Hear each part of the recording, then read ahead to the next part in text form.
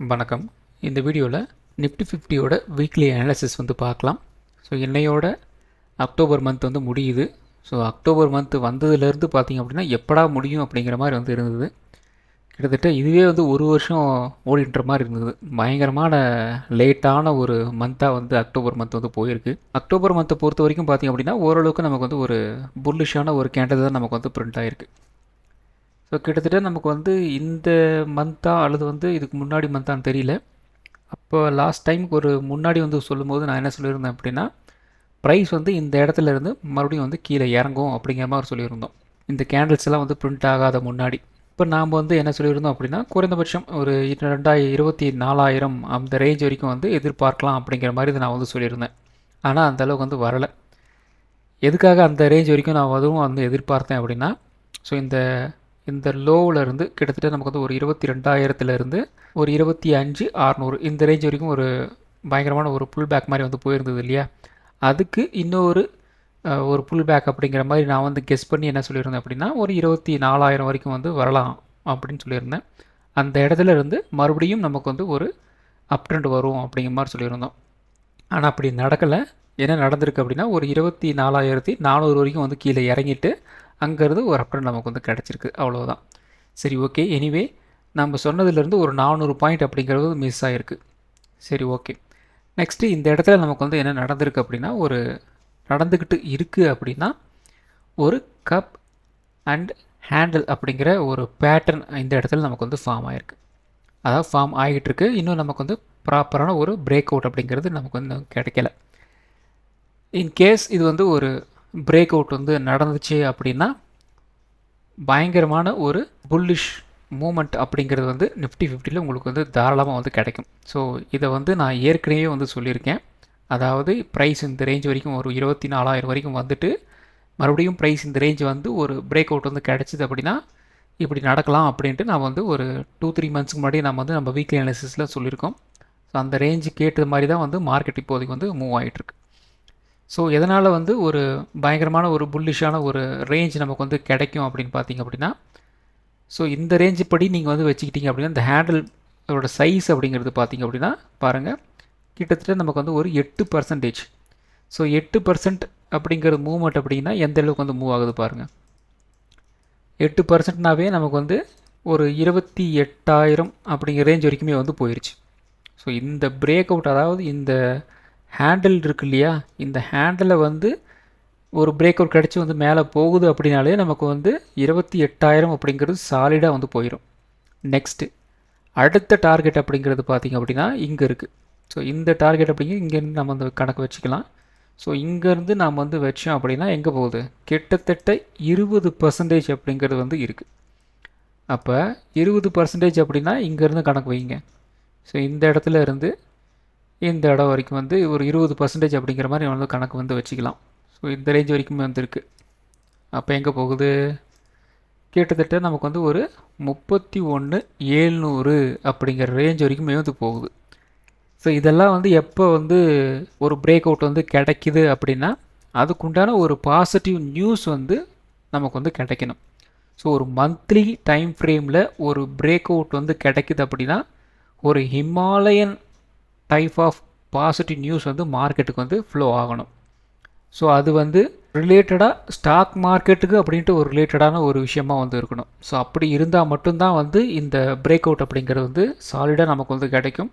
அப்படி கிடைச்சிது அப்படின்னா குறைந்தபட்சம் நமக்கு வந்து ஒரு 28,100 28,000 அப்படிங்கிற ரேஞ்சை வந்து தாராளமாக நம்ம வந்து இம்மீடியட்டாக நம்ம வந்து அச்சீவ் வந்து பண்ணுவோம்.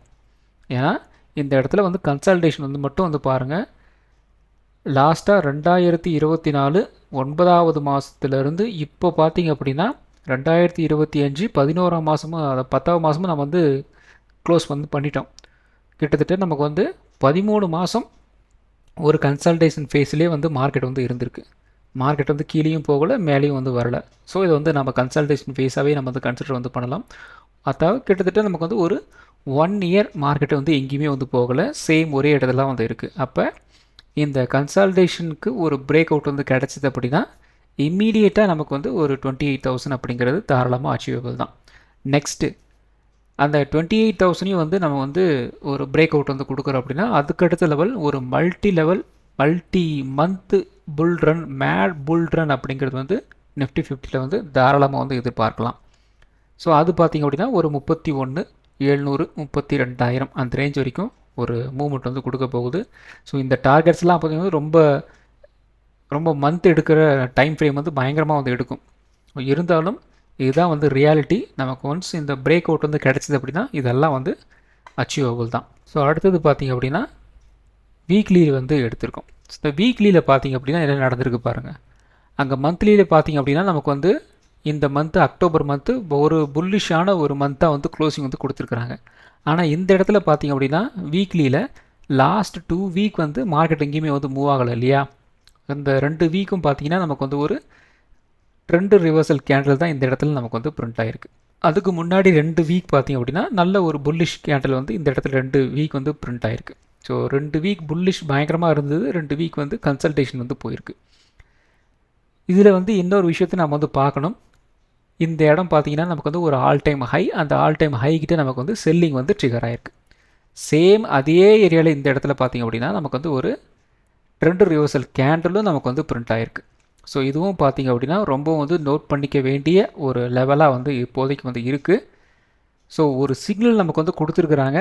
இங்கே என்னென்னா வந்து ட்ரெண்ட் ரிவர்சலுக்கு நான் வந்து ரெடியாக இருக்கிறேன் அப்படிங்கிற மாதிரியே வந்து கொடுத்துருக்குறாங்க. அப்போ நம்ம கொஞ்சம் ஜாக்கிரதையாக வந்து இருக்கணும். ஈவன் தோ நமக்கு வந்து ஒரு கப் அண்ட் ஹேண்டில் பேட்டர்ன் வந்து மந்த்லியே வந்து பிரிண்ட்டாக இருந்தாலும் நமக்கு வந்து பிரேக் அவுட் அப்படிங்கிறது வந்து கிடைக்கல. ஸோ அதில் ரொம்ப ரொம்ப ஜாக்கிரதையாக வந்து இருக்கணும். ஸோ இதுலேயே வந்து வீக்லியில் வேறு ஏதாவது பேட்டர்ன்ஸ் மாதிரி நமக்கு வந்து பிரிண்ட் ஆகிருக்கு அப்படின்னு போயிட்டிங்க அப்படின்னா இன்னும் கொஞ்சம் மைனூரிட்டாக நம்ம வந்து செக் பண்ணி பார்த்தோம் அப்படின்னா ஒரு விஷயம் நம்ம வந்து கவனித்தோம். சேம் ஒரு கப் அண்ட் ஹேண்டில் பேட்டர்ன் தான் வந்து நமக்கு வந்து பிரிண்ட் ஆகிருக்கு. அது பிரேக் அவுட்டும் நமக்கு வந்து கிடச்சிருக்கு. ஸோ அந்த பிரேக் அவுட் பார்த்திங்க அப்படின்னா லாஸ்ட் வீக் முந்தின வீக் வந்து பார்த்திங்க அப்படின்னா அந்த பிரேக் அவுட் நமக்கு வந்து கிடச்சிருக்கு. ஸோ இந்த இடத்துல இருந்து இந்த இடம் நமக்கு வந்து ஒரு கப்பு, இந்த இடம் பார்த்திங்க அப்படின்னா ஒரு ஹேண்டில். ஸோ இந்த இடத்துல நமக்கு வந்து ஒரு பிரேக் அவுட் அப்படிங்கிறது வந்து கிடச்சிருக்கு. ஸோ அந்த பிரேக் அவுட் கிடச்சி இப்போதைக்கு பார்த்திங்க அப்படின்னா மேலே வந்து மூவ் ஆகிருக்கு.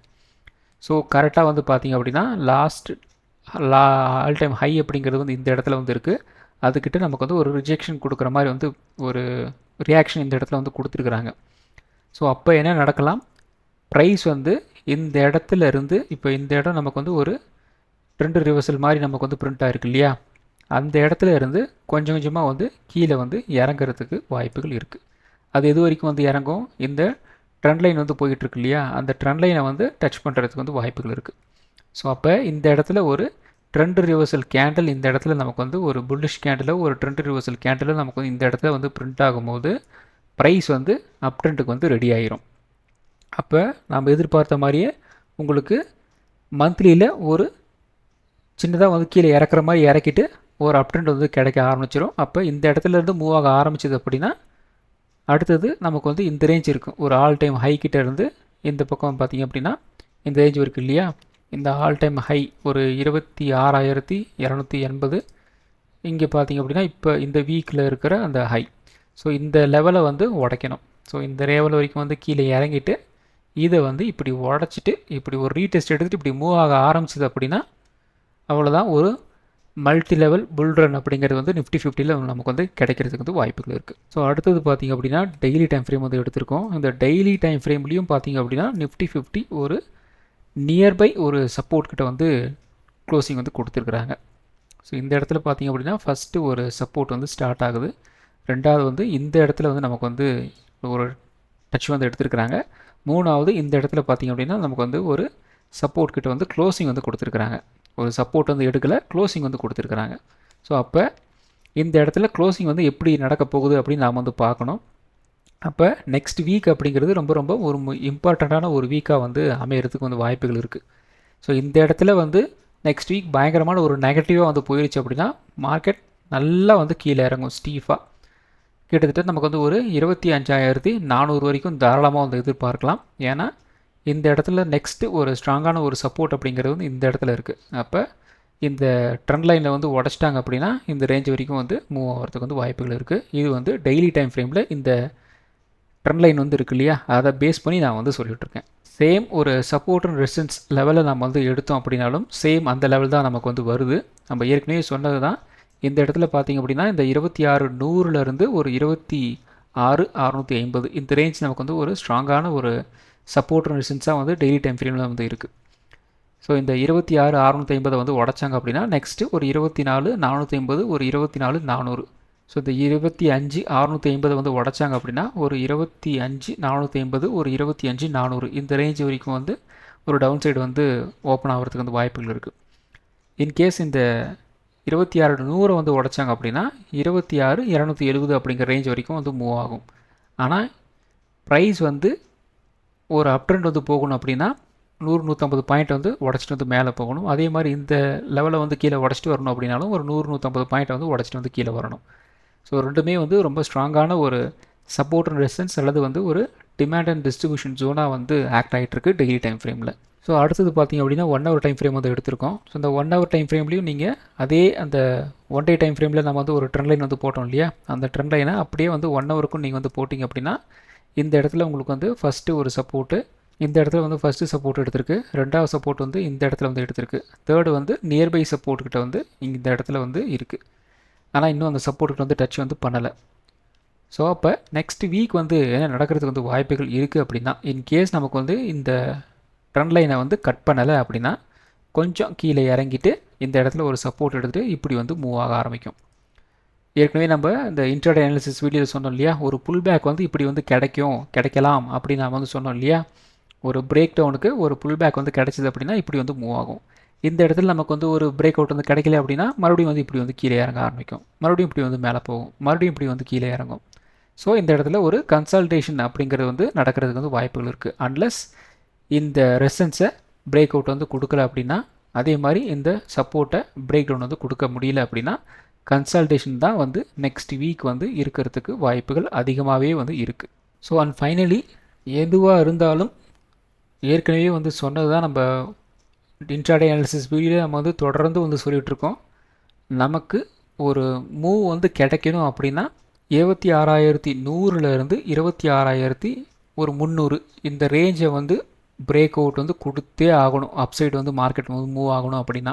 அதே மாதிரி டவுன் சைடு வந்து 25,650லேருந்து 25,400 இந்த ரேஞ்சை வந்து டவுன் சைடு வந்து உடச்சே ஆகணும். அப்படி உடச்சா மட்டும்தான் நெக்ஸ்ட்டு ஏதாவது ஒரு பக்கம் நமக்கு வந்து யோசிக்கவே முடியும். அது வரைக்கும் ஒன்றுமே வந்து பண்ணவே முடியாது. டெட்டான ஒரு ரேஞ்ச் பவுண்டில் வந்து மார்க்கெட் வந்து ட்ரேட் ஆகிட்டுருக்கு.